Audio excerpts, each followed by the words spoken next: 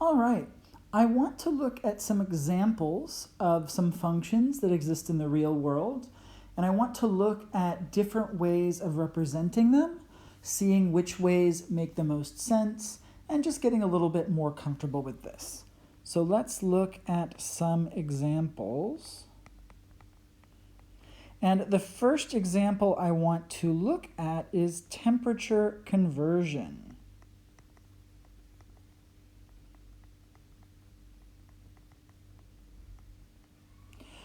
Now, in the United States, we typically measure temperature in degrees Fahrenheit, and in most other countries, we measure temperature in degrees Celsius or centigrade, and sometimes you might need to convert from one to the other.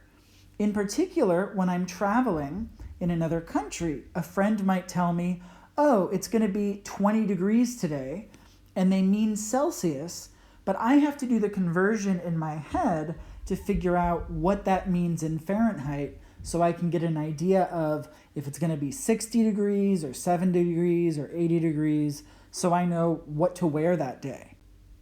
So let's take a look at how we can convert from a Celsius temperature to a Fahrenheit temperature.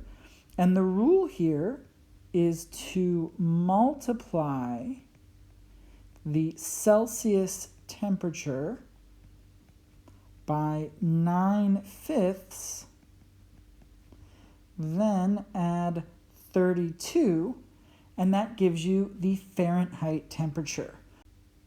So in this case, we've represented this function in a verbal manner. We've said that to get from Celsius, our input, to Fahrenheit, our output, we multiply by 9/5, and then we add 32. That is a very common way to discuss this relationship, because usually if you're trying to figure out, you might ask a friend, oh, how do we go from Celsius to Fahrenheit? And they might respond, multiply by 9/5 and add 32. Another good way to represent this would be with a formula. Specifically, the temperature in Fahrenheit is going to be 9/5 times the temperature in Celsius plus 32. These are two good ways to represent this relationship. In this case, I probably wouldn't use a graph so much. I don't think a graph is necessary, and you wouldn't want to have to lug around a graph in your pocket when you're converting Celsius and Fahrenheit.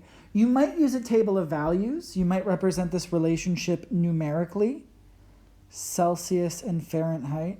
In fact, I have actually, in my head, done this a little bit because I remember that 25 Celsius is equal to 75 Fahrenheit, and then I know that 20 is 68 and 30 is 86.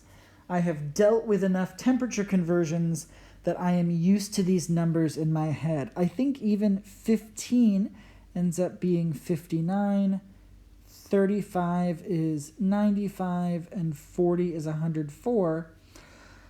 It might seem weird that I know those numbers from heart, but it's because I've been in so many places where there was a thermometer that read Celsius, and I just wanted to be able to convert that in my head to Fahrenheit. So these are different ways that we can represent that relationship. Let's look at another example. This time I want to talk about area of a circle. If we want to know the area of a circle based on the radius, there is a formula for that. The area is pi r squared. In fact, we could write this, the area as a function of the radius is equal to pi r squared.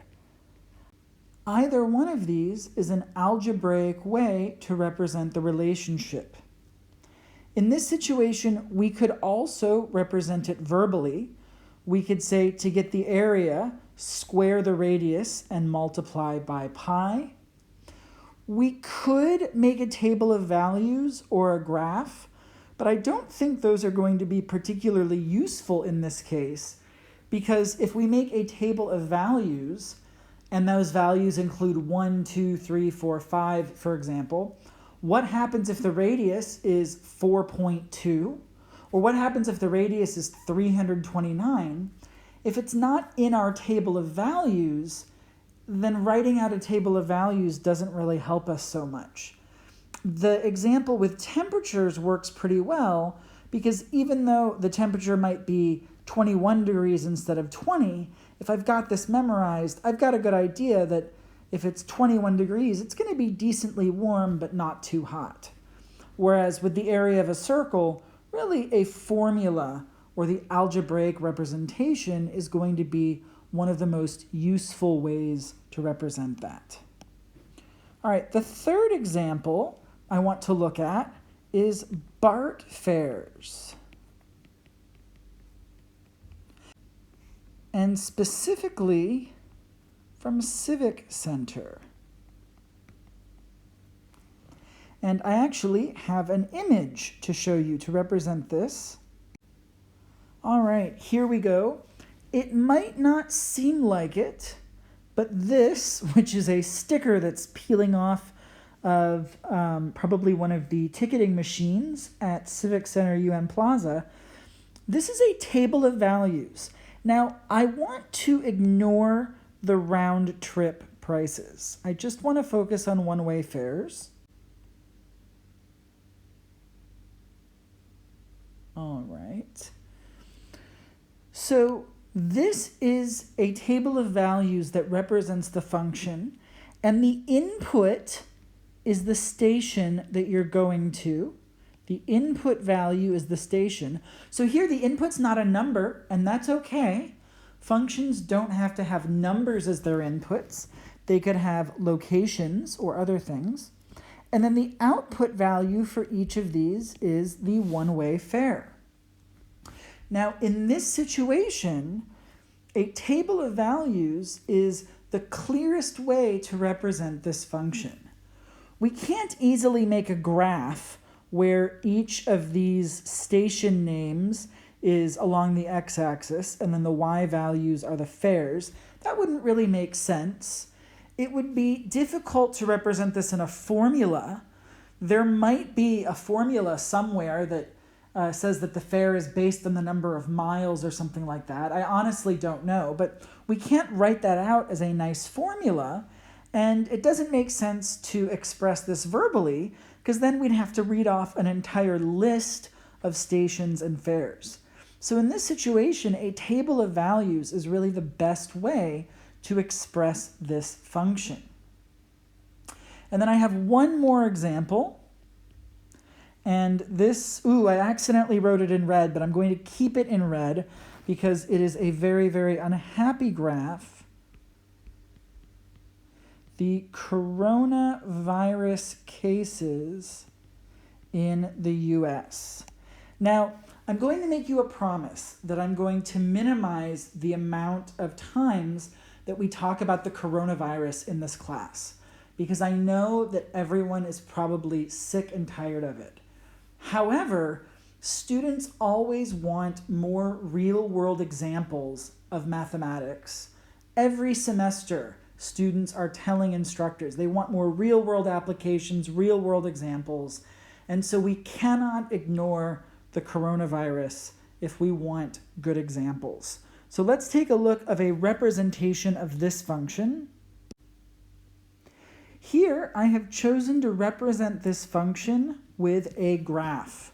I'm representing it visually.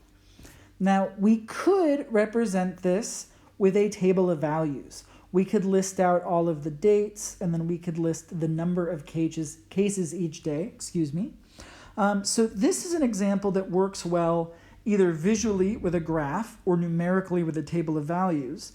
But it would be difficult to do this algebraically with a formula because there's not an equation that tells us how many cases there are each day. We can't just write f of x equals 3x plus 2 and that's it.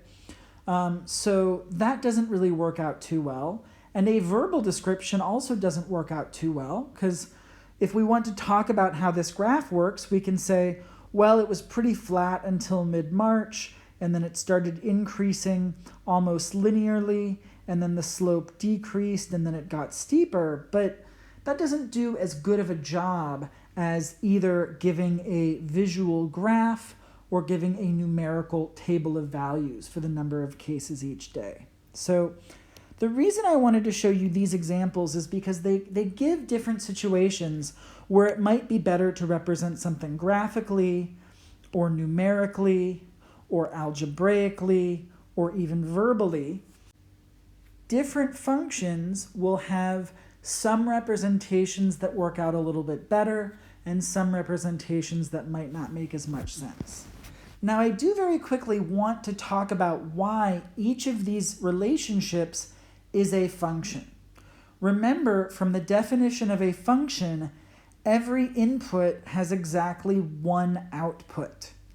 Now, the coronavirus cases in the US is a function because for any input, for example, we can pick a day, May 27th, there is only one correct number for the coronavirus cases for that day. Now, it might be that different sources have different numbers because some are more accurate than others, but if we were able to use a magic wand and get the exact number of coronavirus cases that happened that day, there's only going to be one number for each day. Similarly, if we look at the BART fares, if you're starting at Civic Center and you pick a particular input, a location that you're going to go, for example, Balboa Park, there is only one possible fare that you can pay. In this case, it's $2.50. It's not going to be $2.50 if you show up and it's raining, but $4 if you show up and it's sunny. This works like a function. Every input, every station, there is one output, namely the fare. For the area of a circle, if we pick a radius like 3 for our input, there's only one possible output for the area. In this case, 3 squared is 9, pi times 9 is 9 pi. It's not possible to have two different areas for a circle with one radius. And then lastly, the same is true with temperatures. If someone says it is 25 degrees Celsius, then you know it is absolutely 75 degrees Fahrenheit. It's not possible that 25 degrees Celsius is going to suddenly be 50 degrees Fahrenheit the next day. All of these situations, if you give me an input, I can give you one answer for the corresponding output, and that's what defines a function.